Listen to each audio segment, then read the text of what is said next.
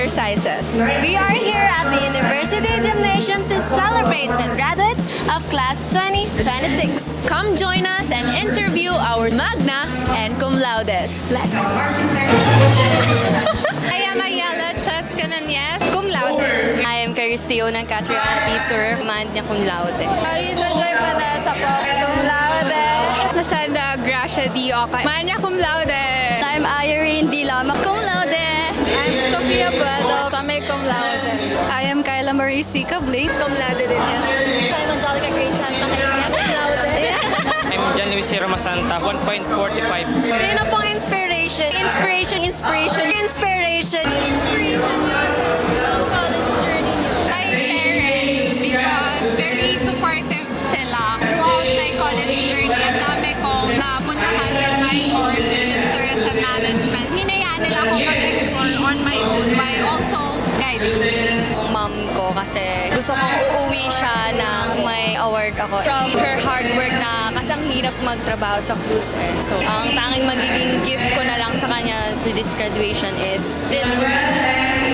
Siyempre yung family ko po, tsaka yung mga taong na sumusuporta rin po sa akin.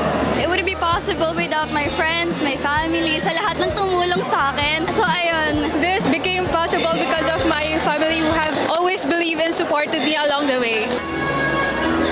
Yawi! Ano po yun? Specific. Boy love! Ayun, kayo po. Sa akin po is my family and of course si God and my personal purpose. Siguro inspiration ko throughout my college journey is syempre my family and also myself. Kasi I want to grow, hindi lang career-wise but also personally. Siyempre yung parents ko, gusto nila talagang magkaroon ng top student na anak. Ano pong message nyo sa kapwa nating Envergans? Sobrang lawak ng mundo.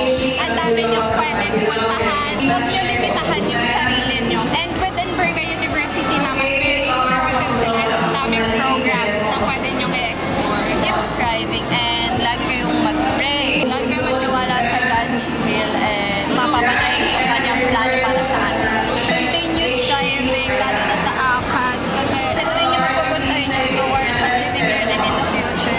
Congratulations everyone! You deserve rest. Let's do that after. Continue to do your best and yun lang.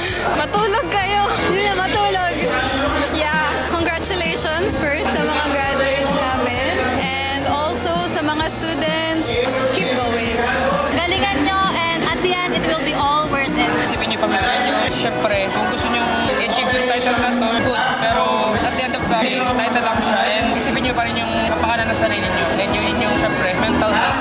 Congratulations sa ating 1,085 fresh graduates of Cluster 1. Stay tuned sa ating Cluster 2 with 969 graduates. From the University Gymnasium, congratulations to Class of 2026. Once and